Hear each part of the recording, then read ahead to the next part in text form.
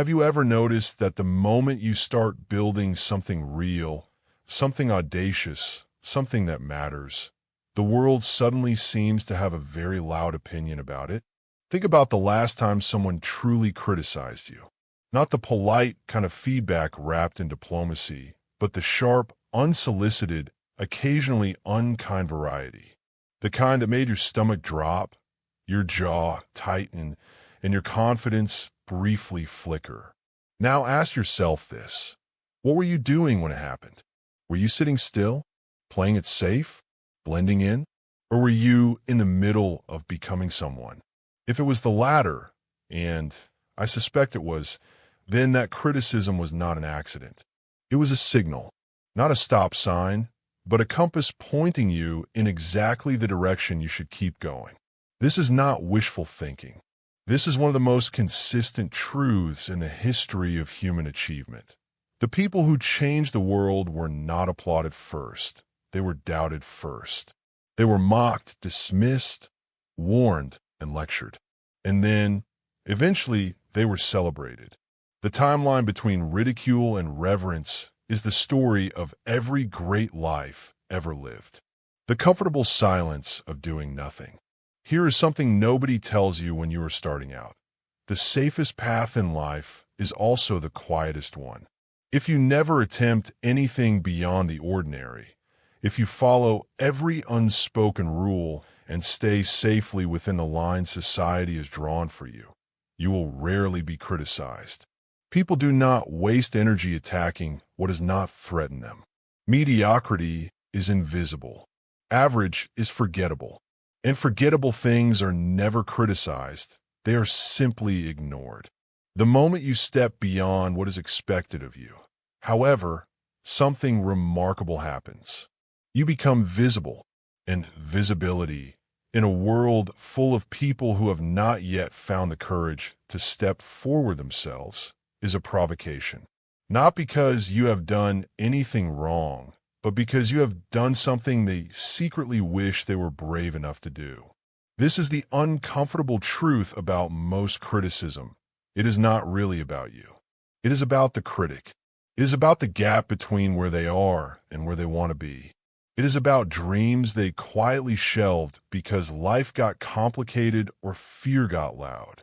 When you move forward, you hold up a mirror, and sometimes people do not like what they see reflected back. Great spirits have always encountered violent opposition from mediocre minds. Albert Einstein.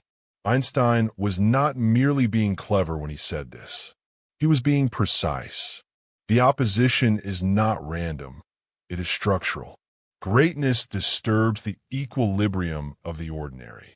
And equilibrium, even when it is miserable, feels safer to many people than the terrifying unpredictability of growth. What your critics are actually telling you. Let us reframe criticism entirely. Let us stop experiencing it as an attack and start experiencing it as data, specifically data about your own momentum and impact. Think about it this way. Nobody criticizes the wallpaper. Nobody holds a town meeting about the beige paint in the waiting room. Nobody writes a passionate essay about something that neither excites nor offends them. Criticism requires investment. It requires the critic to spend their attention, their energy, and sometimes their reputation on you. That is not nothing. That is, in its own strange way, a tribute. When someone criticizes your work, your ideas, your ambition, or your choices, they're telling you several things simultaneously, whether they mean to or not. 0-1, that you are visible, you have emerged from obscurity. You're no longer background noise. You register. 0-2, that you are different, you have deviated from the mean in a way significant enough to provoke a reaction. Deviation is where all progress lives. 0-3, that you are a threat not in a violent sense, but in the sense that you are threatening someone's narrative about what is possible or permissible. 0-4, that you're moving a stationary target is dull. A moving one is interesting, uncontrollable, and therefore worth commenting on. None of these things are problems. All of them are progress markers. The next time someone delivers a sharp critique of what you are building or who you are becoming, do not wince. Take a breath and quietly acknowledge, I am visible enough to matter to them. I am moving fast enough to make them uncomfortable. I am different enough to disturb their status quo. That is a good place to be. The long history of mocked visionaries. History is littered with the stories of people who were aggressively criticized for exactly the things that eventually made them legendary. These are not exceptions. They are the rule. Elvis Presley was told after an early audition that he should go back to driving trucks. The Grand Ole Opry manager advised him to stick to his day job. Within 2 years, he was the most famous entertainer in America. J.K. Rowling received 12 rejections for Harry Potter before Bloomsbury took a chance on it. And even then, her editor's daughter had to beg her father to publish it. The critics, both formal and informal, were wrong in a way so spectacular that the correction became part of literary history. Oprah Winfrey was fired from her first television job and told she was unfit for TV. The specific criticism was that she was too emotional, too personal, too connected to the audience. Those exact qualities became the foundation of a media empire worth billions. Steve Jobs was ousted from the very company he built, told by the very board he assembled that his ideas were unworkable and his vision impractical. He came back and built the most valuable company on earth. The difference between useful criticism and noise. Let us be precise because precision matters here. Not all criticism is noise. Some of it is gold. A skilled mentor pointing out a genuine blind spot, a trusted colleague flagging a real weakness, a wise elder offering hard-won perspective. That is not the kind of criticism we're talking about. That kind of criticism is a gift, and you should receive it with gratitude and humility. The criticism we are discussing, the kind that lives in the territory of you're too ambitious, who do you think you are, that will never work, you should be more realistic, that is a fundamentally different animal. It does not come from care. It comes from fear.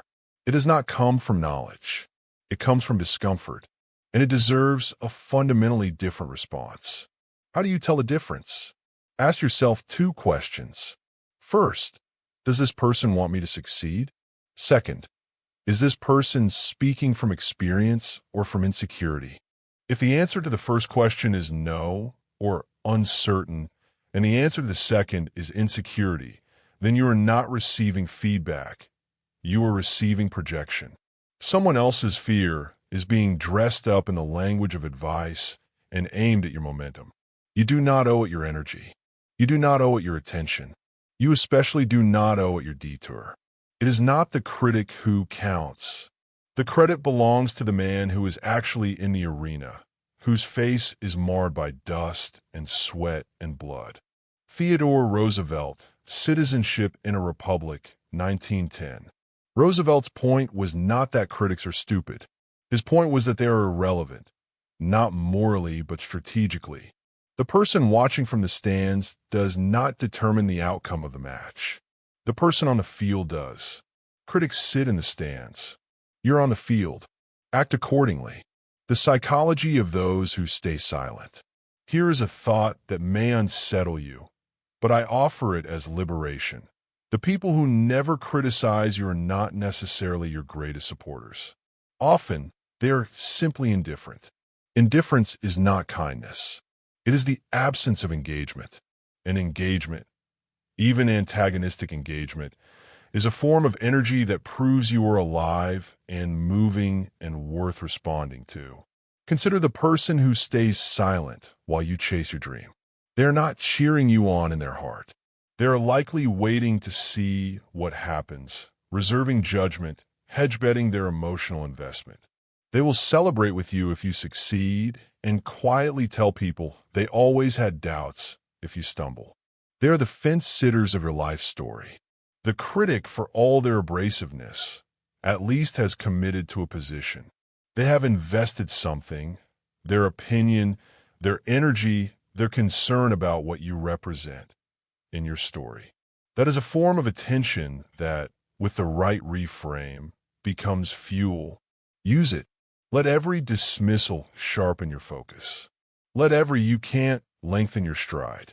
Let every raised eyebrow remind you of the gap between their imagination and your ambition, and run toward that gap with everything you have. Building the armor of conviction. None of this means that criticism does not hurt. It does. Even when you understand its source intellectually, the sting is real. Words carry weight. Doubt, even borrowed doubt, can be heavy. And there will be days when the criticism feels less like a compass and more like a wall. On those days, what you need is not a thicker skin. Thicker skin is often code for emotional numbness, and emotional numbness is the enemy of creative work. What you need is deeper conviction. Conviction is different from stubbornness. Stubbornness resists all input. Conviction holds the center while remaining open to refinement. It says, I know why I'm doing this. I know what I'm building. I know who I'm serving. And no amount of noise from the outside can undo the clarity I carry on the inside. Building that kind of conviction takes time and deliberate practice. It means knowing your own why so well that someone else's "you can't" slides off it. It means journaling your vision, speaking it aloud, surrounding yourself with people who understand the depth of what you are attempting. It means, crucially, collecting evidence, small wins, private milestones, proof that the direction you have chosen is yielding results, even when those results are invisible to everyone else. Conviction built on evidence is nearly indestructible. The critics can say what they like. Your own history knows better. The compound interest of perseverance. There's a financial concept that applies beautifully here. Compound interest. The idea that small, consistent returns, reinvested over time, produce results that look almost miraculous from the outside. The first years are slow. The growth is barely visible. And then, past a certain threshold, the curve bends upward with staggering speed. Perseverance in the face of criticism works exactly the same way. The first months of building something new, while people question it, are the hardest.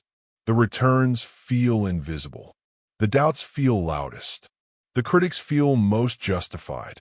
But you are in that slow, invisible compound interest phase, and walking away here is the single most expensive mistake you can make. Every day you continue past the point where critics expect you to quit is a deposit in an account that will eventually pay dividends they cannot imagine. Not because persistence magically makes things work, but because persistence is what keeps you in the arena long enough for the inevitable lessons, pivots, refinements, and breakthroughs to occur. No one experiences a breakthrough on day one. Breakthroughs are reserved for people who showed up through the unremarkable middle. What you owe the world. Let me end with this because I think it is the deepest truth in all of this. You did not arrive in this world carrying a small, safe, careful dream. Whatever burns in you, that idea, that business, that art, that change you want to make, it did not come from nowhere. Something gave it to you. Your particular combination of pain and passion and perspective produced something the world does not yet have. Something only you can give it. When you shrink that gift because someone else is uncomfortable with it, you are not being humble. You're being selfish.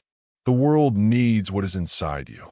The people you're meant to help, the audience you're meant to reach, the lives you're meant to change, are waiting. They are not asking you to play it safe. They are asking you to show up, fully, audaciously, unapologetically. The critics are not standing between you and your potential.